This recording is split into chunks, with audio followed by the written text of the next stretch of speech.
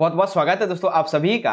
आज की ये वीडियो क्लास 12 के हिंदी सब्जेक्ट के लिए बहुत ज्यादा इंपॉर्टेंट होने वाली है, क्योंकि हिंदी का अभी जो रिसेंट में आपका मिड टर्म का एग्जाम होने वाला है, इसके लिए आपका जो ऑफिशियल सैंपल क्वेश्चन पेपर आया हुआ है उसे इस वीडियो में कंप्लीटली हम यहाँ पे सॉल्व करने वाले हैं। चाहे आपके एमसीक्यू क्वेश्चन आंसर हो, नॉर्मली जो किताब के क्वेश्चन आंसर होते हैं उसकी बात कर लें, या फिर आपको सेप्शन व्याख्या लिखनी हो, अभिव्यक्ति माध्यम के क्वेश्चन हो, इवन जो आपको रचनात्मक लेख वगैरह लिखना होता है, सब कुछ यहाँ पे बहुत बेहतरीन और अच्छे तरीके से यहाँ पे समझाने वाला हूं। ठीक है, तो वीडियो देखो, अराउंड आपकी 1 घंटे की बनेगी, क्योंकि हम एक ही बार में पूरा का पूरा पेपर यहाँ पे समझने वाले हैं। तो एंड तक देखिएगा, हर एक क्वेश्चन बहुत अच्छे तरीके से समझा दिया जाएगा।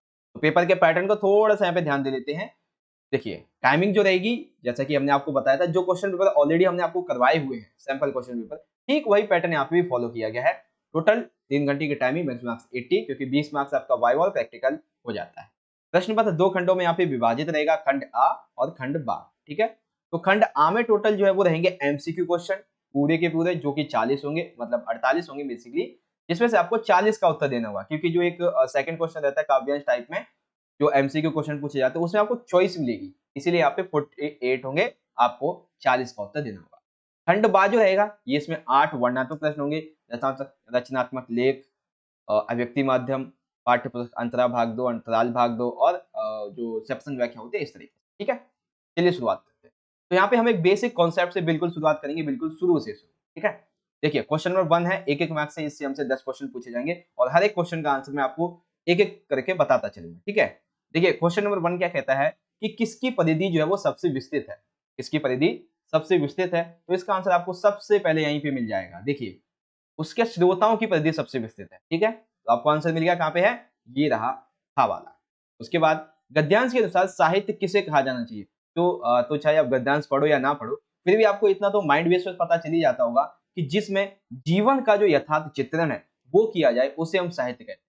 वैसे ही आप यहाँ पे देख सकते हो, उसमें जीवन की सच्चाइयां और अनुभूतियां व्यक्त की जाती हैं, इसे ही साहित्य कहा जाता है। ठीक है, तीसरा देखिए, गद्यांश के अनुसार साहित्य में प्रभाव कैसे उत्पन्न किया जा सकता है। तो चाहे फिर अब ये भी एकदम नॉर्मल बेस्ड है, आपके माइंड बेस्ड पे क्वेश्चन है कि कैसे हो सकता है। तो सिंपल सी बात है भाई, कि जीवन की जब सच्चाइयां होंगी उसमें, तो इस तरीके से आप उसको और ज्यादा प्रभावित कर सकते हो, सिंपल है। चौथा देखिए कि किस प्रकार के साहित्यकारों की रचनाएं शताब्दियों और युगों तक हिंदुओं में प्रभावित की जाती है। तो सिंपल सी बात है, जिसमें सच छुपा हुआ था, इसमें सच्चाई की जाती है।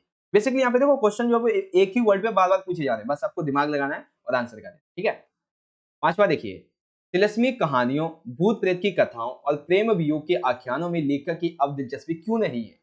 क्यों नहीं रही है भाई, कि जो लेखक है वो अब तिलस्मी कहानियां, भूत प्रेत की कथा, इन सभी जो प्रेम वियोग होते हैं आख्यान में, लेखक की अब यहाँ पे क्यों नहीं रही है। क्योंकि अब आज के समय में ना, ये जो कहानियां हैं इनमें अब मनोरंजन का तत्व नहीं रह गया है, इसलिए अब उसकी रुचि नहीं रही है। तो ऑप्शन का हमारा यहाँ पे सही हो जाएगा। वैसे देखो, इसका आंसर मेरे हिसाब से तो मुझे ये जो पहला वाला है यही सही लगता है, लेकिन यहाँ पे मैं कंसीडर करूंगा कि ये सेकंड भी हो सकता है। ठीक है, मेरे हिसाब से का सही है, लेकिन सेकंड भी में भी हो सकता है। तो आप भी अपने तरफ से कमेंट करके बताइए क्या हो सकता है। ठीक है, छठा देखिए, लेखक के अनुसार साहित्य की सर्वोत्तम परिभाषा क्या है। तो अभी हमने देखा था, लेखक के अनुसार कौन सी साहित्य की सर्वोत्तम परिभाषा, जीवन की आलोचना करना। ठीक है, राइट आंसर क्या हो जाएगा इसका, राइट आंसर होगा ऑप्शन नंबर, हाँ, जीवन की आलोचना करना। सिंपल सा हो गया। सातवां देखिए, जिस साहित्य में जीवन की सच्चाइयां और अनुभूतियां व्यक्त की जाती हैं, उसका प्रभाव, सिंपल सी बात है, बहुत ही व्यापक होता है। क्या कहेंगे, था वाला राइट हो जाएगा। ठीक है, कोई भी साहित्य जिसमें सच्चाई होती है, अनुभूति होती है, वो हमें व्यापक तौर पे प्रभावित करता है। फॉर एग्जाम्पल, कोई भी साहित्य, कोई भी फिल्म अगर हम देखते हैं या फिर पढ़ते हैं, तो अगर उसमें जैसे मान लीजिए भारत के विभाजन की बात की जाती है, तो सिंपल सी बात है, वो बहुत ज्यादा हमको बहुत ज्यादा हमें बहुत ज्यादा देर तक याद रह जाता है। ठीक है, व्यापक तौर पे प्रभावित करता है। आठवां, लेखक के अनुसार चिड़े की कहानी और बुलबुल की दास्तान भी वास्तविक साहित्य की श्रेणी में कब आ जाते हैं। तो कब आते हैं, देखिए यहाँ पे दिया हुआ होगा, अभी मैं आपको दिखा, वो तब आते हैं जब, एक सेकेंड, जब उसमें जीवन की सच्चाइयों का तर्पण हो। ठीक है, अब दर्पण के संबंध में क्वेश्चन में ऑप्शन देख लेते हैं भाई, कहाँ पे है। ठीक है, ठीक है, हाँ ये रहा, देखो क्या वाला है, जब उनमें जीवन का सच्चा चित्रण किया जाता है। ठीक है, जीवन का, दुख का या सच्चे सुख का नहीं है, ये है तीसरा वाला। नौवां देखिए, निम्नलिखित में से कौन सी भाषा का रूप नहीं है। तो आप सभी को पता है, पाक्षिक जो है वो भाषा का रूप नहीं है। और 10th है परिमार्जित शब्द का क्या अर्थ है? तो एक साहित्य के संबंध में परिमार्जित का अर्थ होता है साफ अथवा मंजा हुआ। यहाँ पे मंजा हुआ बेसिकली बर्तन के टाइप में हो जाएगा, लेकिन साफ का मतलब साहित्य जो है वो साफ, सुंदर, सहज और सरल होना चाहिए इस तरीके से, ठीक है ना। तो यहाँ पे जो है हमारा खा राइट हो जाएगा। तो पहले का क्वेश्चन आप सभी को समझ में आ गया, पहले क्वेश्चन का आंसर आइयो आप समझ गए होंगे। अब सेकंड क्वेश्चन भी इसी तरीके से अपठित पद्यांश का। देखो 2 दिए होंगे, एक का आंसर मैं आपको बता दूंगा, एक की प्रैक्टिस आप खुद कीजिए, ठीक है। चलिए देख लेते हैं। तो क्वेश्चन 1 दिया हुआ है कि कवि स्वयं को क्या मानता है। तो यहाँ पे आप देखोगे पहले ही क्वेश्चन में आपको पहले ही पॉइंट पे आंसर मिल जाएगा इसका कि मैं अविराम पथिक अलबेला। वो क्या अपने आप को क्या मानता है? पथिक मानता है। ऑप्शन नंबर बी राइट हो जाएगा। दूसरा है कवि ने फूलों के स्थान पर सूलों से मित्रता क्यों की है? क्योंकि कवि जो है उसका लक्ष्य, उसकी शक्ति बहुत ही ज्यादा दृढ़ है, इसीलिए। ठीक है। उसके बाद फिर आ जाता है यहाँ पे तीसरा क्वेश्चन, कवि विपदाओं में भी क्या करता है? तो कवि जो है विपदाओं में क्या करता है, अभी देखिए यहाँ पे बताता हूँ। ये देखिए, मैं विपदाओं में मुस्कुराता नव आशा के दीप लिए, यानी कि वो मुस्कुराता है विपदाओं में भी, कोई बाधा आती तो भी मुस्कुराता है। लिखेंगे निराशा के दीप लिए मुस्कुराता है। नहीं नहीं एक सेकेंड, यहाँ पे है नई आशा का, ये रहा, ठीक है। घा वाला हो जाएगा कि नई आशा के जो दीप लिए, दीप लेकर मुस्कुराता रहता है, ठीक है। यहाँ पे देखो, ठीक है, मैं विपदाओं में मुस्कुराता नव आशा के दीप, ये चौथा इसका राइट ऑप्शन है, ठीक है बच्चों। कई बच्चे आंसर करेंगे सर यहाँ पे मैं विपदाओं में मुस्कुराता है कि विपदा का दीप होगा, नहीं, सिंपल सा बताया गया कि नई आशा का दीप है, ठीक है। तो ये हो जाएगा हमारा फोर्थ वाला राइट आंसर। चौथा है अग्नि शाखाओं के नर्तन। तो अग्नि शाखाओं के नर्तन में यहाँ पे कौन सा अलंकार है बच्चों? जहां तक देखो मुझे लगता है यहाँ पे तुलना की गई है बेसिकली अग्नि शाखाओं के नर्तन की, यानी कि मानवीकरण से तुलना की गई कि कोई भी बाधा जो है वो इसे रोक नहीं पाएगी। मुझे लगता है इसका राइट आंसर होगा मानवीकरण, ठीक है बच्चों। आगे पांचवा, अविराम शब्द का अर्थ क्या है? मतलब कि अविराम, तो सिंपल सी बात है बिना रुके, ठीक है, अविराम बिना रुके। फिर देखिए छठा, युग का प्राचीन निवल का प्रभाव क्या है? तो देखो प्राचीन का मतलब होता है बहुत ही पुराना, निवल का यहाँ पे मतलब होता है एक तरीके से महल टाइप में। तो हम यहाँ कहेंगे कि जो भी प्राचीन जर्जर महल हैं वो इसे नहीं रोक पाएंगे। तो मेरे हिसाब से राइट आंसर इसका यही बनेगा। फिर आता है सातवां, कवि के लिए कौन सी राह सुपरिचित है? तो सभी को पता है कि कवि के लिए कौन सी राह परिचित होती है।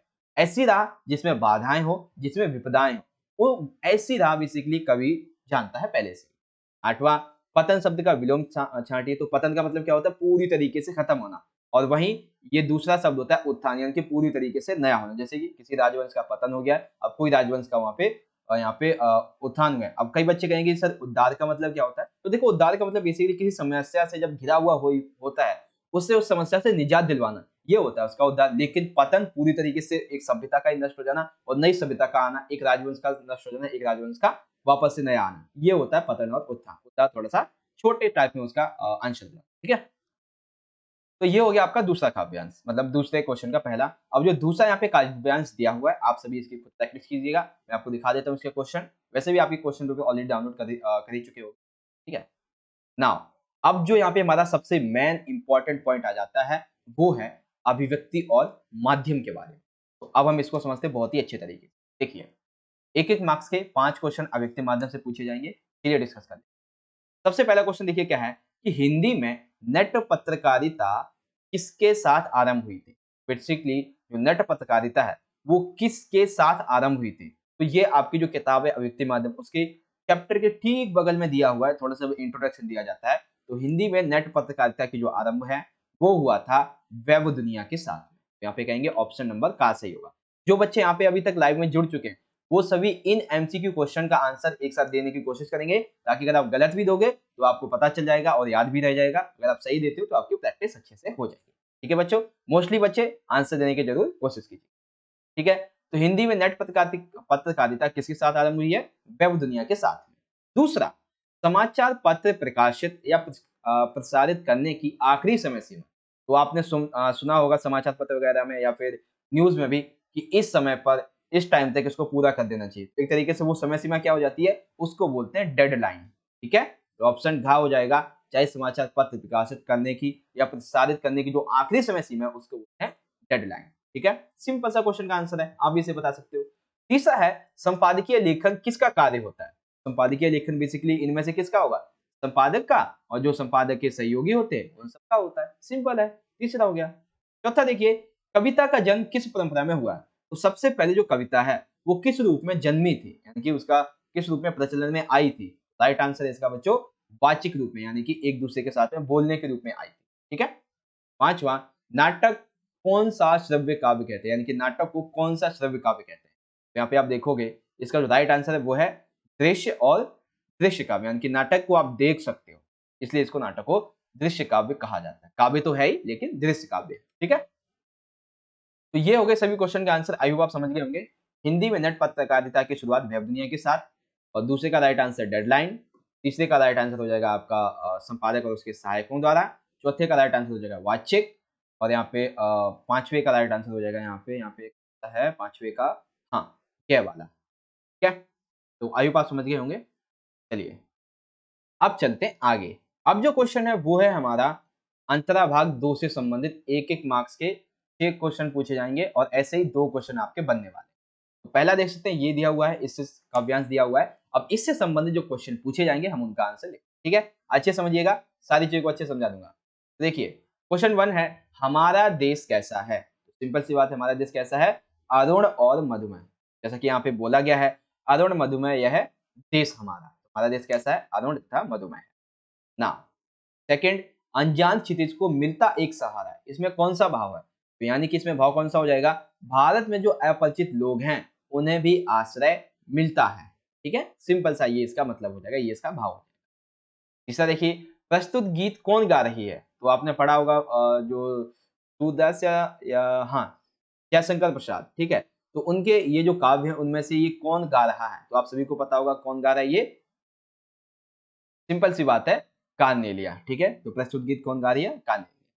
प्रातः काल कौन सुख बरसा रहा है? तो देखो यहाँ पे मैं आपको थोड़ा सा यहाँ पे एक चीज कंफर्म कर देता हूँ।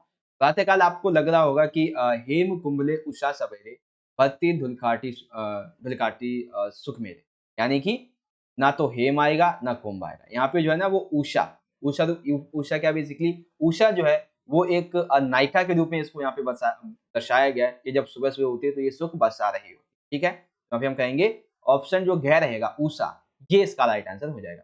रजनी का मतलब रात होता है, हेम का मतलब क्या होता है, एक तरीके से आप मतलब कि आंसर तो नहीं है बेसिकली। कुंभ का मतलब आप सभी को पता है, उषा का मतलब एक नायिका के रूप में बताया गया जो कि सुबह सुबह को बिखेर रही होती है। पांचवा देखिए, आकाश में उड़ते हुए छोटे पंछी जो हैं वो किस की भांति प्रतीत हो रहे हैं? तो आकाश में जो उड़ते पंछी हैं वो बेसिकली इंद्रधनुष के समान प्रतीत हो रहे हैं। के समान? इंद्रधनुष के समान। ठीक है, चलिए आगे देख लेते हैं अगला। अगला है, करुण जल में कौन सा अलंकार है? तो देखो करुण जल में यहाँ पे जहां तक मुझे लगता है राइट आंसर है बच्चों इसका उत्प्रेक्षा अलंकार। कौन सा यहाँ पे?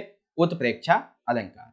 ठीक है, तो ये चीजें होंगी, तो ऐसे ऐसे करके आप इन सभी चीजों को इजीली समझ सकते हैं। ये हो गया हमारा यहाँ पे बेसिकली क्वेश्चन नंबर 4, इसमें आपको समझ में आ गया कि कविता के आधार पे किस तरह के क्वेश्चन पूछे जाएंगे 6 मार्क्स के। अब इसी से संबंधित, इसी बुक से संबंधित एक क्वेश्चन रहेगा आपका गद्यांश के आधार पे। ठीक है, तो गद्यांश के आधार पे आप देख सकते हैं ये इस तरीके का आपका क्वेश्चन रहेगा। इससे भी 1 मार्क्स के 6 क्वेश्चन आपसे पूछे जाएंगे। गद्यांश दे दिया जाएगा और क्वेश्चन पूछे जाएंगे। आइए समझ लेते हैं।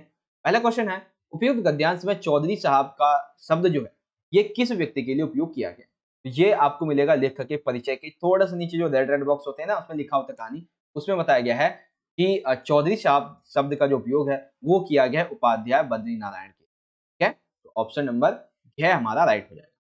तीसरा देखिए, हम लोग उन्हें एक पुरानी चीज समझा करते थे, इसका मतलब क्या है? तो देखो पहले से आप थोड़ा सा समझ लो कि हम लोग जो थे उन्हें पुरानी चीज समझा करते थे।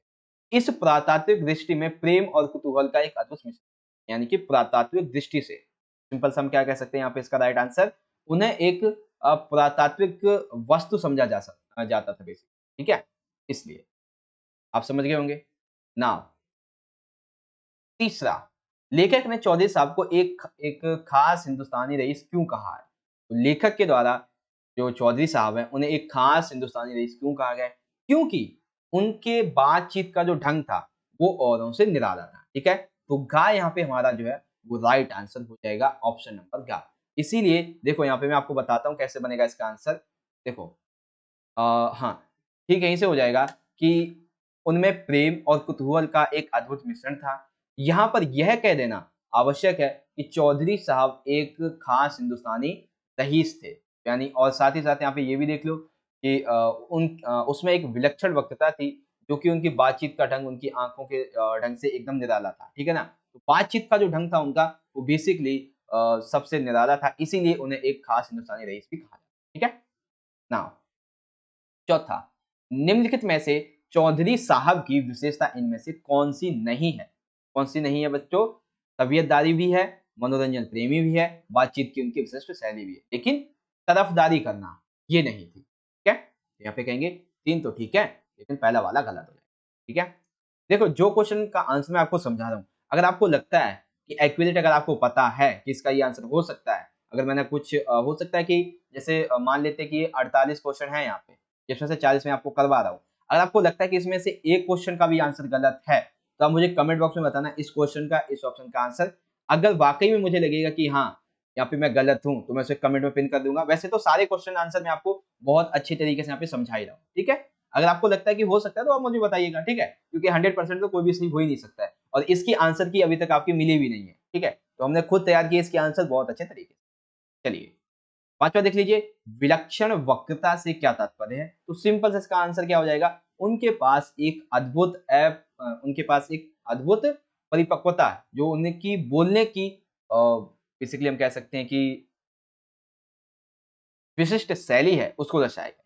और छठा, हैसियत शब्दों में प्रत्यय छांटिए। तो देखो, प्रत्यय छांटना बहुत ही सिंपल सा है।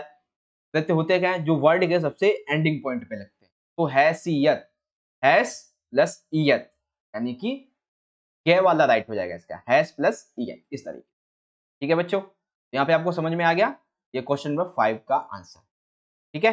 तो एमसीक्यू बेस्ड जो क्वेश्चन थे वो तो हमारे कंप्लीट हो गए। 2 क्वेश्चन अभी बच रहे हैं। नहीं, हमने कर तो लिए हैं। हाँ, कर लिए, सारे कर लिए। चलिए, अब देख लेते हैं क्वेश्चन नंबर 6 से, जो कि है हमारी पूरक पाठ्य पुस्तक अंतराल भाग 2 से। इससे एमसीक्यू क्वेश्चन पूछे जाएंगे 5। आइए देखते हैं। पहला है, सूरदास की झोपड़ी किस उपन्यास का अंश है? सिंपल सी बात है, ये किसका उपन्यास का अंश है? ये लेखक का जो जीवन परिचय है उसमें से क्वेश्चन है, रंगभूमि का। क्या है? रंगभूमि का। दूसरा देखिए, अभिलाषाओं की राख से क्या तात्पर्य है? तो अभिलाषाओं की राख से ये तात्पर्य है कि झोपड़ी के साथ में उसकी अभिलाषाओं की पूर्ति समाप्त हो जाना नहीं। यहाँ पे देखो, जो मेन चीज है वो है उसके जितने भी पैसे थे उन सभी का जल जाना। उसे झोपड़ी के जलने का गम नहीं था, गम उसे ये था कि उसके पैसे जल गए, क्योंकि इससे वो बहुत सारे काम करना चाहता था, ठीक है? इसलिए इसे सभी पैसों का जलना ही अभिलाषाओं की राख कहा गया। तीसरा देखिए, सूरदास ने पैसे क्यों जमा किए थे? बेसिकली उसने पिंडदान के लिए भी जमा किए थे, बिटिया के ब्याह के लिए भी। देखो, आपकी जो किताब है उसमें मैंने जब आंसर खोजा तो मेरे को ये 2 आंसर मिले, एक तो पिंडदान और बिटिया के ब्याह के लिए। तो इनडायरेक्टली ये तीसरा भी सही हो जाएगा। तो उपरोक्त सभी जो है ग वाला, ये इसका राइट आंसर बन जाएगा। ठीक है बच्चों, आई होप आप समझ गए होंगे।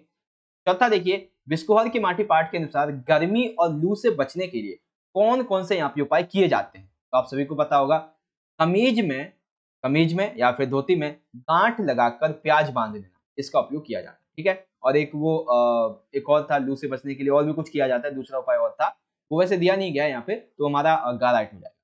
फिर आ जाता है 5वां, विस्कोहर की माटी पाठ में आए शब्द कोइया से क्या अभिप्राय है? तो कोइया क्या? बेसिकली जल में उगने वाला एक पुष्प है। कोइया क्या है? जल में उगने वाला एक पुष्प है, ठीक है? तो ये सभी आपको बहुत अच्छे तरीके से यहाँ पे समझ में आ गया होगा बच्चों। तो एमसीक्यू क्वेश्चन के आंसर का ये पॉइंट, ये सेक्शन नाउ इज कंप्लीट। अब हम मूव ऑन करने वाले हैं अपने अगले सेक्शन पे, सेक्शन नंबर बी, वर्णात्मक। अब इस वर्णात्मक प्रश्न के उत्तर देखिए बहुत अच्छे तरीके से आपको समझाऊंगा, क्योंकि बहुत ज्यादा इंपॉर्टेंट है। तो सबसे पहले देखिए, यहाँ पे दिया गया है, निम्नलिखित में से किसी एक पर लगभग 120 शब्दों में आपको क्या करना है? एक रचनात्मक लेख लिखना है, ठीक है? तो यहाँ पे देखिए लेख दिए हुए हैं, सर्वत्र वर्जित, वर्षा का एक दिन, भारत की भाषाई विविधता। तो ऑलरेडी एक मैंने आपको करवाया हुआ भी है। फॉर एग्जाम्पल यहाँ पे मैं आपको दिखा देता हूँ, वर्षा का दिन। इसको मैंने आपको करवाया हुआ कि एक वर्षा के दिन के आप रचनात्मक लेख कैसे लिखोगे। जो आपने देखा है, जो आपने महसूस किया है, वही आपको यहाँ पे लिखना है, ठीक है? बाद इस प्रकृति के, मतलब आप इसे पढ़ लेना वैसे तो इजीली, क्योंकि इसमें हम अगर इसको पढ़ने बैठेंगे तो टाइम ज्यादा हो जाएगा। आप इसे इजीली यहाँ से पढ़ लेना, ठीक है? ये रहा, इतना पूरा का पूरा आप लिख दोगे, और इतने में ही आपको 5 मार्क्स मिल जाएंगे। फिर आ जाता है क्वेश्चन नंबर 8। 8 में दिया हुआ है, निम्नलिखित 2 प्रश्नों के उत्तर दीजिए और ये 3-3 मार्क्स के 2 हैं। देखिए यहाँ पे क्वेश्चन को कितना घुमा फिरा के पूछा गया है, स्टिंग ऑपरेशन। अब यहाँ पे स्टिंग ऑपरेशन का मतलब पता है क्या है? स्टिंग ऑपरेशन का मतलब है खोज परख पत्रकारिता। ठीक है, स्टिंग ऑपरेशन का मतलब है खोज परख पत्रकारिता। आइए समझते हैं। बेसिकली देखो, टेलीविजन में खोज परख जो पत्रकारिता होती है, इससे ही स्टिंग ऑपरेशन के रूप में जाना जाता है। ठीक है, चलिए आगे। ऐसी पत्रकारिता जिसमें गहराई से छानबीन करके ऐसे तथ्यों और सूचनाओं को सामने लाया जाता है जिससे जिसकी कोशिश मतलब ऐसे तथ्य सूचनाओं को सामने लाया जाता है जो कि आम जनता के सामने आम तौर पे नहीं लाए जाते। ठीक है, यह पत्रकारिता सार्वजनिक महत्व के मामले में जैसे कि भ्रष्टाचार, सरकार की जो अनीतियां होती हैं, जो भी घटनाएं होती हैं, उन सभी के एक-एक तथ्य को सामने लाने का यहाँ पे प्रयास किया जाता है। ठीक है? साथ ही साथ इस पत्रकारिता का उपयोग हम उन स्थितियों में भी कर सकते हैं जहां पर सच्चाई बताने का कोई उपाय नहीं रह गया हो। ठीक है? इसलिए तो टेलीविजन में खोज परख पत्रकारिता या फिर आप इसे ऑपरेशन कहो तो सिंपल सी बात है, एकदम गहराई से छानबीन करके ऐसे तथ्य, ऐसी सूचनाओं को बाहर लेके आना जो जनता से छुपाए जा रहे हैं, जिसमें सरकार की गड़बड़ी, उनकी भ्रष्टाचार, इन सारी चीजों को आ जाता है। और जब कोई साधन नहीं बचता है सच्चाई को वापस बाहर लाने का, तो केवल और केवल यही रास्ता बचता है, खोज परख पत्रकार। ठीक है, सिंपल सा आंसर हो गया। सेकंड क्वेश्चन देख लेते हैं, उल्टा पिरामिड शैली। बहुत सिंपल सा क्वेश्चन का आंसर है और इस क्वेश्चन का आंसर सभी बच्चों को बहुत अच्छे तरीके से याद भी होगा। तो हम यहाँ पे पहले समझेंगे ये होती क्या है। एक सेकंड, एक सेकंड, कहाँ गया आंसर? हाँ, टेलीविजन और यहाँ पे उल्टा पिरामिड शैली, ये रहा देखो। वैसे तो क्वेश्चन यहाँ पे सेकंड दिया हुआ है आपका, ठीक है, बट यहाँ पे मैंने थर्ड लिख दिया है तो आप इसे सेकंड ही मान, ठीक है। उल्टा पिरामिड शैली बेसिकली ये समाचार लेखन की सबसे प्रचलित, प्रभावी और लोकप्रिय शैली है। समाचार में इसमें क्या होता क्या है कि सबसे पहले जो महत्वपूर्ण तथ्य होते हैं उनको लिखा जाता है, फिर उसके घटते क्रम में जो अन्य उसके छोटे-छोटे महत्व वाले पॉइंट होते हैं उनको लिखा जाता है। नॉर्मली जब भी हम कोई न्यूज़ वगैरह देखते हैं तो पहले क्या होता है, इस तरीके से एक पिरामिड टाइप में हो जाता है, ठीक है? जो इम्पोर्टेंट है वो यहाँ पे बता देते हैं, ठीक है? अनदर जो चीज़ है फिर वो यहाँ पे, और सबसे जो उसकी व्याख्यात्मक तरीका होता है वो यहाँ पे आ जाता है, ठीक है? लेकिन उल्टा पिरामिड में क्या होता है, ये पिरामिड ठीक इस तरीके का उल्टा हो जाता है, ठीक है? इस तरीके का, जिसमें इम्पोर्टेंट टॉपिक जो भी महत्वपूर्ण शैली होगी, वो बताई जाएगी यहाँ पे, उसके बाद ऊपर-ऊपर इस तरीके से बढ़ती जाती है, ठीक है? सिंपल सा हो गया ये। इस शैली में कहानी की तरह क्लाइमेक्स जो है वो अंत में नहीं होता, बल्कि क्लाइमेक्स सबसे पहले ही दे दिया जाता है। उल्टा पिरामिड शैली के तहत समाचार को 3 हिस्सों में विभाजित करते हैं। कौन-कौन से हिस्से भाई? एक होता है इंट्रो, एक होता है बॉडी और एक होता है समापन। इंट्रो को हम लीड या फिर हिंदी मुखड़ा भी कह सकते हैं। खबर के मूल तत्व को यहीं पे दिया जाता है, जो कि मुख्यतः 3 से 4 पंक्तियों में बता दिए जाते हैं। इसके बाद बॉडी में बॉडी हो गया और जो समापन हो गया, इन सभी में समाचार के अन्य महत्वपूर्ण तथ्य और उसका समापन किया जाता है। तो सबसे पहले जिसमें इम्पोर्टेंट चीजें आती हैं वो आता है, ठीक है? तो अगर हम सिंपल सी बात कहें तो सबसे पहले क्या होता है, इसमें महत्वपूर्ण तथ्य को पहले लिखा जाता है, उसके बाद जो अन्य महत्वपूर्ण तथ्य होते हैं उनको नीचे-नीचे लिखा जाता है। इस तरीके से हो जाता है। सिंपल सा है ये। और ये विकास पता है कब हुआ था? जब सेकंड वर्ल्ड वॉर चल रहा था, उस टाइम पे इसका विकास हुआ था, क्योंकि उस समय ना इतना टाइम तो था नहीं किसी के पास में कि पहले घटना को पूरा पढ़े फिर अंतिम में जाके पढ़े, नहीं। उस समय इसीलिए इसका उपयोग किया जाता है कि सबसे जो इम्पोर्टेंट है उसको पढ़ो, साइड करो। ठीक है? मैंने आपको बता दिया विकास भी कब हुआ। फिर आ गया है वॉच डॉग पत्रकारिता क्या होती है? 3 मार्क्स में है। वॉच डॉग पत्रकारिता होती क्या है? आइए समझिए। वॉचडॉग पत्रकारिता ये बेसिकली एक देश के लोकतंत्र में एक अहम भूमिका निभा सकती है। अब समझो होता क्या है। यह पत्रकारिता किसी नेता या फिर कोई ऐसा व्यक्ति जो प्रतिष्ठित है, लाइक जो हीरो हीरोज होते हैं, ठीक है, इन पर ये पैनी नजर रखती है कि कहीं ये भ्रष्टाचार करें तो वहीं इनका पर्दाफाश किया जाए। ठीक है, तो ये है वॉच डॉग पत्रकारिता। समाचार पत्रों पे या फिर अन्य माध्यमों से इनके भ्रष्टाचार को, इनके द्वारा किए गए अन्य जो होते हैं ना, कि हम कहते हैं अपनी आम बोलचाल की भाषा में पाप, तो इन सभी को क्या करेगा, आम जनता तक पहुंचाना। तो ऐसी पत्रकारिता को वॉच डॉग पत्रकारिता कहते हैं। ये पत्रकारिता भ्रष्टाचार के विरुद्ध आवाज को बुलंद करती है, साथ ही एक लोकतंत्र के देश के लिए बहुत ज्यादा अहम। सिंपल सा ये हो गया क्वेश्चन का आंसर। ठीक है, आई होप आप समझ गए होंगे बहुत अच्छे तरीके से। चलिए आगे डिस्कस करते हैं। तो यहाँ पे क्वेश्चन नंबर 8 तो हमारा खत्म हो गया है बहुत अच्छे तरीके से, इवन हमने यहाँ पे डिस्कस भी कर लिया है। आगे देखिए क्वेश्चन नंबर 9 है। एक अच्छे समाचार की कोई 3 विशेषताएँ बताइए। एक अच्छा जो समाचार है, इसकी कौन-कौन सी 3 विशेषताएँ हो सकती हैं? आइए देख लेते हैं भाई। देखो, एक अच्छे समाचार की सबसे पहला तो समाचार जो है, वो सरल और सुस्पष्ट होना चाहिए, यानी कि लैंग्वेज उसकी बहुत आसान होनी चाहिए और सब कुछ वहाँ पे स्पष्ट लिखा होना चाहिए, किसी को किसी भी चीज़ को छुपाया ना गया हो। तथ्यों को ऐसा नहीं कि किसी ने बता दिया, कहीं से आपने देख लिया तो लिख दिया, नहीं, पहले उसकी अच्छे से छानबीन करनी चाहिए, तब लिखना चाहिए। समाचार लेखन में मुख्यतः जो है, वो उल्टा प्रमाणित शैली का उपयोग किया जाना चाहिए। साथ ही साथ जिस तरीके का विषय है, यानी कि अगर दुःख का विषय है, तो दुःख वाले शब्द यूज़ करो, हास्य का विषय है, हास्य वाले शब्दों का उपयोग करो, नेता के विषय में बात हो रही है, तो नेता के संबंध में जो बड़े-बड़े राजनीतिज्ञ विज्ञान वाले शब्द होते हैं, उनको उपयोग करो इस तरीके से। एक ही प्रकार के जो शब्द हैं और जो वाक्य है, उनका प्रयोग बार-बार नहीं करना चाहिए, क्योंकि ये जो है ना, एक ही शब्द का एक ही वाक्य का बार-बार प्रयोग करते हैं, तो पाठक कभी भी उन चीज़ों को समझता भी नहीं है। फॉर एग्ज़ाम्पल मैं आपसे कहूँ कि यहाँ पे मान लेते हैं कि मैंने बोला है तथ्यों की छानबीन करता है। तथ्यों की छानबीन बहुत अच्छे तरीके से की जाती है। तथ्यों की बहुत सारे लोग जो हैं वो छानबीन करते हैं। तो एक ही वर्ड को बार-बार बोला, अच्छा नहीं लगा। एक ही वर्ड को एक बार समझा दिया, अच्छा लग गया, सिंपल यही बताया गया है। उसके बाद 6 ककार कौन-कौन से? कब, क्या, क्यों, कैसे, किसके लिए, कहाँ, इस तरीके से ये जो 6 ककार हैं, इनका ध्यान इसमें रखा जाना चाहिए और इसका उत्तर यहाँ पे देना चाहिए। फॉर एग्ज़ाम्पल कोई घटना कब हुई, कहाँ हुई? सॉरी, कोई घटना थी क्या? कब हुई? कहाँ हुई? क्यों हुई? किसके द्वारा हुई और किसके लिए की गई? इस तरीके से, ठीक है? तो ये याद रखना है। किसी भी समाचार को लिखते हुए इन 6 सवालों को देने की कोशिश की जानी चाहिए। क्या हुआ था? किसके साथ हुआ? कहाँ हुआ? कब हुआ? और यह कैसे हुआ? ये सारी चीज़ें। एक समाचार के अच्छे लेखन के संबंध में ये पॉइंट आप याद रखिए, ठीक है? नाउ कविता लेखन में बिंबों की क्या भूमिका है? यानी कि कविता जब आप लिखते हो या फिर जब भी लिखी जाती है, तो उस संबंध में बिंब यानी कि जो दृश्य होता है, उसकी क्या यहाँ पे भूमिका होती है? तो देखिए, दृश्य जो है, वो दृश्य बिंब अधिक बोधगम्य होते हैं, क्योंकि देखी हुई चीज़ सभी में प्रभावित करती है। कविता में बिंब का क्या प्रभाव है, यानी कि दृश्य का क्या प्रभाव है? क्योंकि जब भी हम किसी भी चीज़ को देखते हैं, तो आपको बहुत अच्छे से याद हो जाता है। फॉर एग्ज़ाम्पल मैं अभी आपको अपना एग्ज़ाम्पल दे देता हूँ। अगर ये वीडियो मैं विदाउट फेस के डाल देता, ठीक है? तो आप मेरी वॉइस पे कंसंट्रेट करके इसको समझते, ठीक है? तो अब जब मैं फेस का मैं ये वीडियो अपलोड करता हूँ, तो आपको क्या होगा कि आप वॉइस भी देख रहे हो और मुझे भी सुन पा रहे हो, चेहरे के एक्सप्रेशन को भी समझ पा रहे हो, तो ऐसे आप इज़िली बहुत सारी चीज़ों को माइंड में रिकॉल कर सकते हो। तो ऐसे यहाँ पे बताया गया कि दृश्य है, वो बहुत ही ज़्यादा अधिक बोधगम्य होते हैं।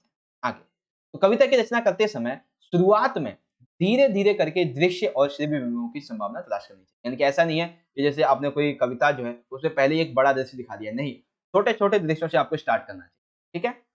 ये बिंब जो हैं, यानी कि दृश्य जो है, वो सभी को आकृष्ट करते हैं, सिंपल सी बात है भाई।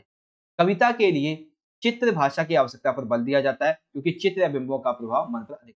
चित्र भाषा मतलब चित्र के साथ में भाषा का लिखा होना। कोई एक पिक्चर चल रही है, मतलब इमेज है, उसके साथ में भाषा का लिखा होना, या फिर इस इमेज की जो होता है ना कि एनिमेशन टाइप में वो चल रहा है, उसके साथ में इमेज का आना। ये सभी जो है वो कविता को बहुत ज़्यादा इंपॉर्टेंट बनाते हैं। आजकल यूट्यूब पे आप ऐसी वीडियोज़ भी देखते होंगे, जिसमें कविता के माध्यम से आपको बहुत सारी चीज़ों को सिखाया जाता है। तो उसमें कुछ एनिमेशन भी चलता रहता है और उसमें कुछ नीचे लिखा हुआ भी आता है। तो ये सारी चीज़ें हैं इसमें। इसीलिए किसी विचारक ने ये कहा है कि कविता एक ऐसी चीज है जो कि हमारी 5 ज्ञानेंद्रियां स्पर्श, स्वाद, दृश्य, ग्रहण और श्रवण, इन सभी इंद्रियों को उंगलियों से पकड़ा जा सकता है यदि कविता अच्छी हो। ठीक है? तो कविता में दृश्य बिंबों का ये उपयोग है। सिंपल सा आपको समझ में आ गया होगा, आई होप। चलिए, तो अभिव्यक्ति माध्यम से संबंधित देखना कितने क्वेश्चन हो गए? 5 मार्क्स के, ये तो 5 मार्क्स के ये हो गए, ठीक है? और 6 मार्क्स का ये हो गया और 6 मार्क्स का ये हो गया। टोटल टोटल लिखें 6, 6, 12, 5, 17। 17 मार्क्स की आपकी अभिव्यक्ति माध्यम आएगी, ठीक है? एंड प्लस में जो अभी हमने 5 या 6 क्वेश्चन वो किए थे, ठीक है? तो 5 या 6 हम मान लें, तो तकरीबन 22 या फिर 23, हाँ 6 किए थे हमने।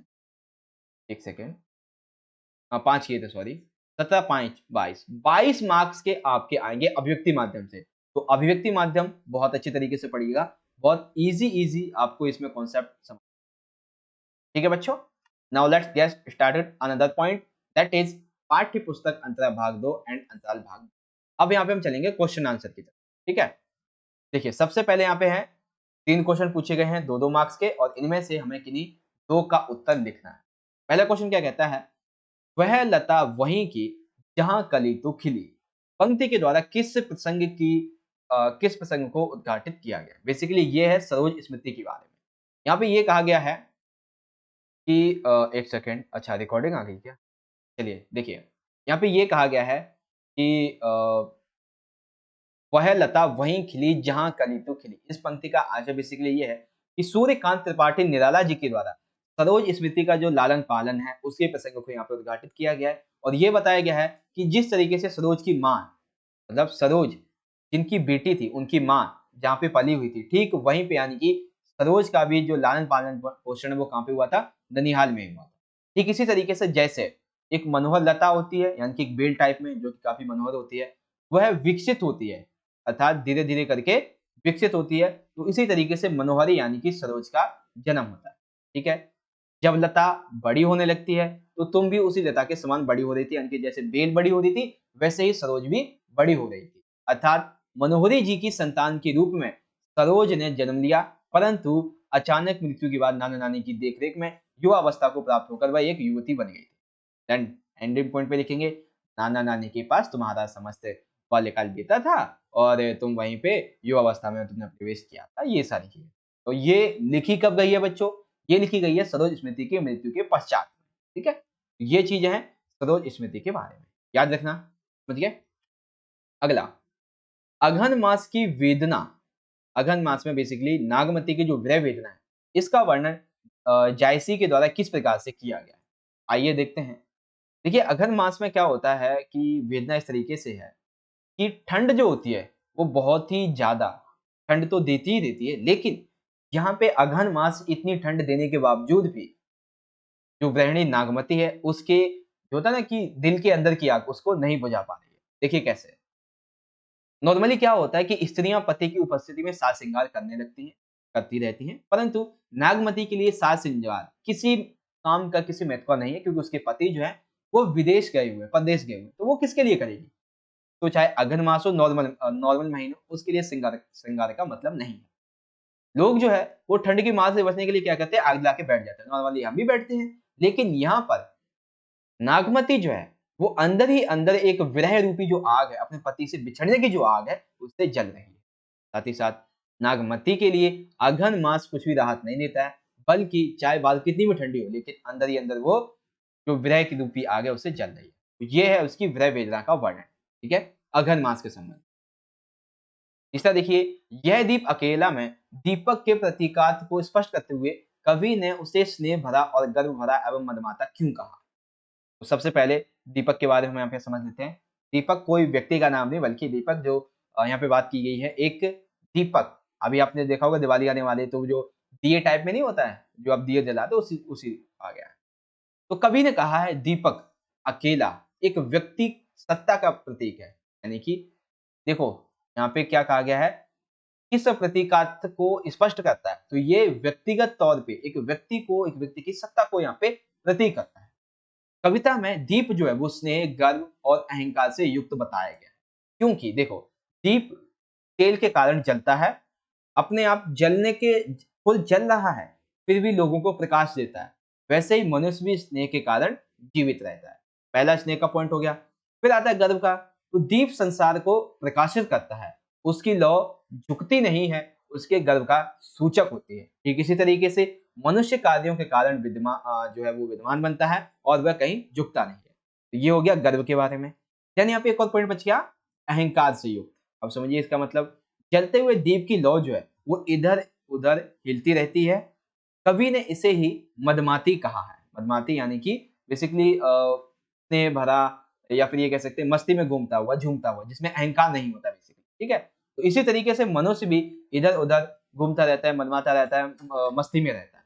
इसी कारण कवि ने व्यक्ति को, दीप को स्नेह भरा, गर्व भरा और मनमाता हुआ कहा है। देखो बच्चों, जितने आंसर मैं आपको समझा रहा हूँ बहुत अच्छे तरीके से आपको समझ में भी आ रहे होंगे। ठीक है, नाउ अगला यहाँ पे आ जाता है बच्चों सह-प्रसंग व्याख्या। अब जो हमारा मेन टॉपिक है इसको डिस्कस करते हैं और बहुत अच्छे तरीके से आपको ये समझाऊंगा। देखिए, ये दिया हुआ है कि आहा वेदना मिली विदाई, मैंने भ्रमर जीवन से परोपकारियों की भीख लुटाई। 3 लाइनें दी गई। अब इन 3 लाइनों के बारे में ही आपको इसकी करनी है व्याख्या। बेसिकली है किसका? मलिक मोहम्मद जायसी के द्वारा लिखित 12 मासा के पाठ से अवतरित। आइए समझ। तो इसे समझने के लिए यहाँ पे कुछ पॉइंटों को याद रखना। जब भी आप कोई सैप्रसंग व्याख्या लिखते हो तो सबसे पहले जो भी आपको काव्यांश या गद्यांश दिया गया आपको क्या करना होगा, उसके जो 3 से 4 वर्ड पहले के और 3 से 4 वर्ड लास्ट के ये आपको उठाने हैं। और ठीक आपको जब आंसर राइटिंग स्टार्ट करोगे, जैसे कि यहाँ पे मैंने लिख दिया आंसर, ठीक वहीं पे बीच में आप लिख दोगे इस तरीके से आवेदना डैश भी लिखना है। अब ना इसमें 4 जो है वो मेन इंपॉर्टेंट बातें आती हैं। एक तो होता है प्रसंग, एक होता है संदर्भ, एक होती है व्याख्या और एक होती है विशेषगत विशेष। ठीक है? आइए समझते हैं कैसे। एक सेकंड। मैंने ब्रह्मवत जीवन संचित, अच्छा बेसिकली ये जो है ना ये मलिक मोहम्मद जायसी का नहीं है बल्कि ये उनका है। एक सेकंड यहाँ पे लिखा हुआ है, मैं भूल गया था इसको बेसिकली। हाँ, जयशंकर प्रसाद जी का है। अभी मैंने आपको गलत बता दिया था, ये जयशंकर प्रसाद जी का है, ठीक है? क्योंकि अघन मास की अभी हम बात कर रहे थे तो वही दिमाग में रह गया था, है ना? हो जाता है कभी-कभी ऐसा। वेल देखिए, ये दिया हुआ है काव्यांश, तो 4 चीजें याद रखोगे, एक तो प्रसंग, संदर्भ, व्याख्या एंड देन काव्यगत विशेषताएं। अब देखो लिखोगे किसमें क्या-क्या चीजें ये समझ लो। तो सबसे पहले आता है बच्चों प्रसंग। भूलना मत इस चीज को, मैं बहुत अच्छे तरीके से समझा रहा हूँ। और एक चीज और, जो बच्चे लाइव क्लास में ज्वाइन होना चाहते हैं, कल शाम को उनकी लाइव क्लास आ जाएगी तकरीबन 7 या 8 बजे के आसपास। उसमें हम 4 से 5 सैंपल क्वेश्चन पेपर को बहुत अच्छे तरीके से डिस्कस करेंगे, इंपॉर्टेंट क्वेश्चन को भी। ठीक है? हिंदी की कम से कम हम 3 से 4 घंटे की लाइव क्लास रखने वाले हैं कल शाम के 7 या 8 बजे। तो जो भी अच्छे लाइव क्लास में डेली बेसिस पे आते हैं वो जरूर आइएगा। और एक इन्फॉर्मेशन मैंने दे दी है, याद रखिए। ठीक है? चलिए, तो उपरोक्त पंक्तियां जो हैं वो क्लास 12 के हिंदी विषय की किताब अंतरा के काव्य देवसेना के गीत से अवतरित है, जिसके कवि जयशंकर प्रसाद है। तो प्रसंग में आपने क्या लिखा है, वो पंक्ति किसकी लिखी है, कहां से ली गई, कहां से ली गई है? कक्षा 12 के हिंदी विषय की किताब अंतरा के काव्य से, जिसका नाम है देवसेना और जिसके कवि है जयशंकर प्रसाद। संदर्भ में हम क्या लिखते हैं, जो आपको दिया गया है उसका एक छोटा सा ओवरव्यू लिखते हैं। ठीक है? अब यहाँ पे देखिए ये दिया हुआ है, तो इसका एक छोटा सा ओवरव्यू क्या हो जाएगा कि देवसेना स्कंदगुप्त से प्रेम करती थी, लेकिन अब वो निराश होकर जीवन भर भ्रम में जीती रही तथा विषम परिस्थितियों में वो संघर्ष करती रहती है।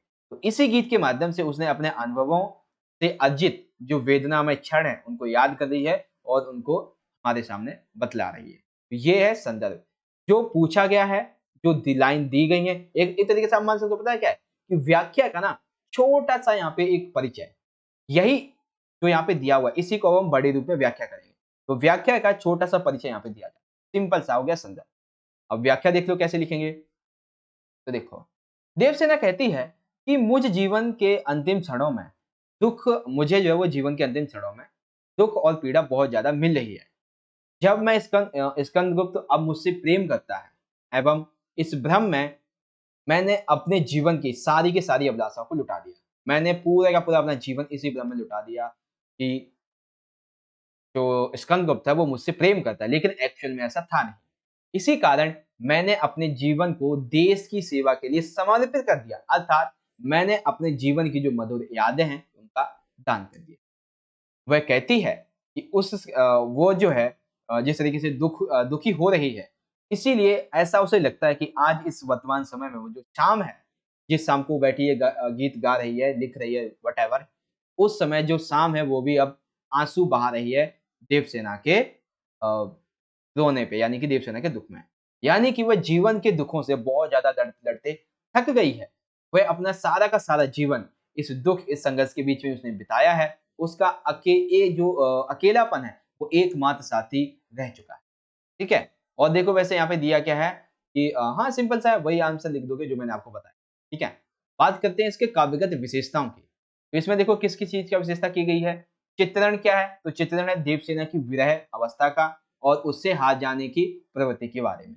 भाषा सरल है, विषय अनुकूल है, साथ ही साथ अलंकार का उपयोग किया गया जैसे कि मानवीकरण, रूपक, जैसे यहाँ पे रस जो है, करुणा रस का उपयोग किया गया है। करुणा रस यानी जिसमें रोने का प्रतीक हो, दुःख का प्रतीक हो, विनों का उपयोग किया गया है इस तरीके से। तो ये आप काव्यगत विशेषताएँ याद रखिएगा, ठीक है?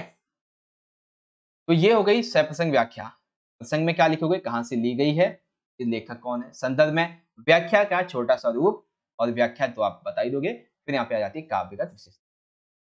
ये समझ गए। अब दूसरा जो है, मुझको दिख गया सूने विराट के सम्मुख हर हर आलोक छोटा अनपन ए उन्मोचन नाशवत के दाग से। ये आप खुद से प्रैक्टिस कीजिएगा, एक मैंने आपको बता दी है। अब जो आपकी एक व्याख्या रहेगी बेसिकली चैप्टर के संबंध में, वो आपको मैं समझा दूंगा अभी। ठीक है? नाउ 12 क्वेश्चन की बात करते हैं। देखिए, चौधरी साहब एक खासे हिंदुस्तानी रईस थे कैसे? तो इसका आंसर आप लोगों को ऑलरेडी मिल ही गया है, फिर भी मैं आपको समझा देता हूँ कैसे।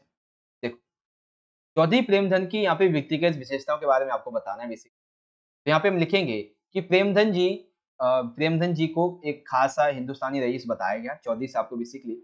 क्यों? क्योंकि उनकी हर हालत में तबीयत दारी टपकती थी, ठीक है? बसंत पंचमी, होली आदि त्योहारों पर उनके घर में खूब नाच रंग और उत्सव हुआ करते थे। उनके उनकी बातों में एक विलक्षण वक्तता यानी कि व्यंग्यात्मकता रहती थी। चौधरी साहब प्रायः लोगों को बनाया करते यानी कि लोगों को होता है ना बनाया करते थे, पागल बनाया करते थे। वे प्रसिद्ध कवि होने के साथ-साथ एक भाषा के विद्वान भी रहे थे। तो इसीलिए चौधरी प्रेमधन को यहाँ पे एक हिंदुस्तानी रईस भी कहा गया था। ठीक है? चौधरी साहब को एक खासे हिंदुस्तानी रईस क्यों कहा गया है? ये आंसर आप समझ गए होंगे इसी तरीके से। ठीक है बच्चों? दूसरा है, लेखक ने धर्म का रहस्य जानने के लिए जो घड़ी के पूज्य हैं, इसका दृष्टांत क्यों लिया है? तो इसका दृष्टांत इसलिए लिया है क्योंकि लेखक ने इसलिए लिया है क्योंकि उसने कहा कि घड़ी केवल समय बताने वाली मशीन तक ही सीमित नहीं है, बल्कि घड़ी को खोलकर देखना, उसकी साफ-सफाई करना, उसके कल-पुर्जों के बारे में जानकारी हासिल करना, ये अधिकार सबका समान होना चाहिए। यानी कि ऐसा नहीं कि घड़ी हमने देख ली है, अच्छा टाइम के लिए है, ठीक है, टाइम के लिए नहीं, हमें उसके हर एक पहलू को समझना चाहिए। तो इसीलिए यहाँ पे बताया गया है कि धर्म से संबंधित केवल जो धर्म उपदेशक है, हमें उन तक सीमित नहीं रहना चाहिए।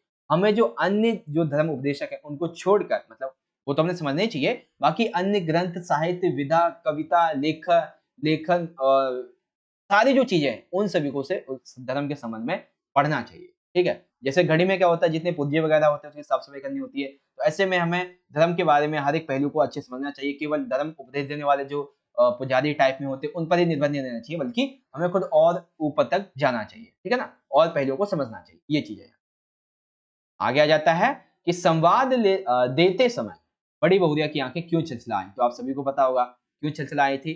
क्योंकि वह अपना दुःख व्यक्त कर रही थी। वह अपने मायके में बहुत सॉरी अपने ससुराल में बहुत ही ज़्यादा परेशान थी, उसकी हालत बहुत ही खराब थी। समरिया के आके जब वह अपनी दशा व्यक्त कर रही थी, तब बेसिकली उसकी आँखें छलछला आई थी। बहुत कारण थे बेसिकली यहाँ पे मैंने मेन तो आंसर लिखा ही नहीं है, यहाँ पे आपको बता दिया। मेन आंसर बेसिकली इसका ये है कि एक तो उसके पति की मृत्यु हो गई थी, ठीक है? इसकी वजह से वो अपना उधार नहीं चुका पा रही थी और जो घर का बँटवारा था वो हो गया था और उसे कुछ ज़्यादा मिला भी नहीं था, इसीलिए वो बहुत ज़्यादा दुखी हो रही थी। और जब समरिया को संवाद कहने के लिए बुलाती है, तब बहुत ज़्यादा वो दुखी हो जाती है क्योंकि उसने अभी तक अपनी हालत के बारे में किसी को बताया भी नहीं था। तो ये इसका राइट आंसर, ठीक है? कुछ आंसर यहाँ पे देख लो और कुछ आंसर मैंने आपको ऑलरेडी बता दिया है, ये आप समझ जाओगे, सिंपल है। नाउ अब यहाँ पे एक और आपकी आ गई है व्याख्या 6 मार्क्स की देख सकते हो। तो व्याख्या एज़ इट इज़ हम फिर से सेम वही करेंगे। ये दी हुई है आपकी यहाँ पे देख सकते हैं सुमनिनी के मन के, ठीक है ना? जहाँ पे देखा है ना कि आँखों देखा ढेला अच्छा ही होना। सुमनिनी के मन के से लिया गया है। आइए समझते हैं। तो चैप्टर सिंपल सा वही लिखेंगे यहाँ पे हम सबसे पहले यहाँ से हमने 2-3 वर्ड उठाए और 2-3 वर्ड यहाँ के आखिरी से उठा लिए। तो बकौल वात्स्यायन के तेज पिंड से, ठीक है? ये लिखते हैं। सेम वही चीज़ हम करेंगे जो अभी हमने सत्संग व्याख्या में किया है, प्रसंग, संदर्भ और व्याख्या। और उसके बाद यहाँ पे बारी आ जाती है विशेष की। समझ लेते हैं भाई प्रसंग, व्याख्या, विशेष कैसे लिखेंगे? प्रसंग क्या दिया हुआ है कि उपरोक्त जो पंक्तियां हैं वो ली गई हैं कक्षा 12 के हिंदी विषय की किताब अंतरा के गद्य सुमरिनी के मन के से, ठीक है? जिसके लेखक हैं पंडित चंद्रधर शर्मा गुलेरी जी।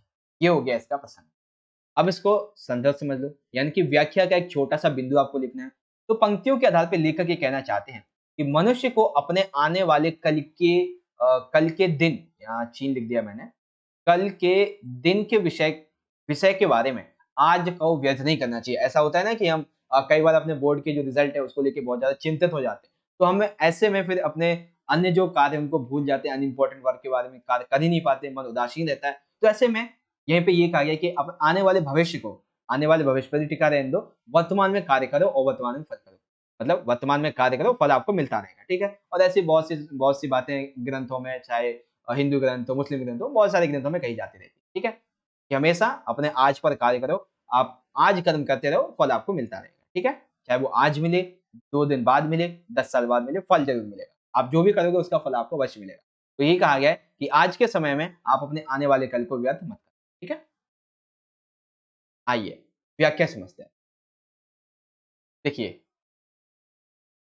उपरोक्त पंक्तियों के अनुसार लेखक कहना चाहते हैं कि जो वस्तु हमारे समय इस समय विद्वान है, हमारे पास वर्तमान में विद्वान है, हमें उसे ही सही करना चाहिए। ठीक है, जो है उसे ही ठीक कर लेना चाहिए।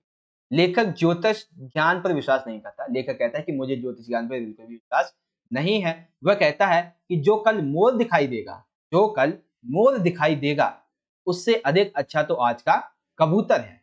अर्थात जो कल की कल्पना हम कर रहे हैं कि कल हम 10 करोड़ कमाएंगे, उससे तो बढ़िया आज के 10,000 रुपए, ये कहा गया है। ठीक है, हमारे द्वारा आने वाले कल को, आने वाले कल में या फिर बीतने बीतने जो बीत चुका कल है हमारा, उसमें किसी वस्तु की सार्थकता को कहना ये मूर्खता होगी, यानी कि वो वस्तु हमारे लिए काम में आएगी, ये कहना गलत होगा। कल मोहर सोने की थी या चांदी की थी, बट ये महत्वपूर्ण नहीं है। महत्वपूर्ण ये है कि आज हमारे हाथ में पैसा है। आपको पता है, वर्तमान वर्तमान की बात करें तो हमारे पास नोट होते हैं, पैसे होते हैं, सिक्के होते हैं सिल्वर टाइप में, उस तरीके का।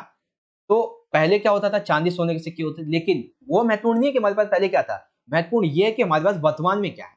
साथ ही साथ हमारे वर्तमान में जो पैसा हमारे पास है वह महत्वपूर्ण होना चाहिए। अतः यदि हम आंखों से ढेले को सच मानते हैं, आपने ढेले ये चैप्टर पढ़ा होगा, तो आपने वो जो शादी के बारे में ढेलों के बारे में पढ़ा होगा, तो उसमें कौन सा ढेला उठाने पर कोई पंडित का पुत्र, मतलब कोई ज्योतिषी का ज्ञानी बनेगा, कोई जमींदार बनेगा, कोई मसान टाइप में इस तरीके की मिट्टी वगैरह आती है। तो कुछ यहाँ पे वही बताया गया है कि ऐसे में जो आंखों देखे ढेले होते हैं, ये सही नहीं है, क्योंकि लाखों दूर स्थित पिंडों पर हमें विश्वास नहीं करना चाहिए, क्योंकि हमने उन्हें देखा ही नहीं है, और जिस चीज को हमने देखा नहीं उसके बारे में कैसे हम समझ सकते हैं, है ना?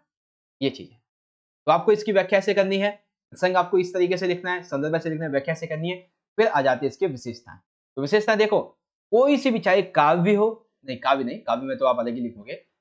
अगर बात करते हैं यहाँ पे गद्य की, तो आप कहोगे सरल भाषा है एवं सहज भाषा का उपयोग किया गया है, व्यंग्य का उपयोग किया गया है, अलंकार युक्त शैली है, समाज को यहाँ पे ना संदेश देने की बात की गई है। सिंपल सा ये आंसर हो जाएगा आपका। ठीक है, तो ये हो गया यहाँ पे कंप्लीट।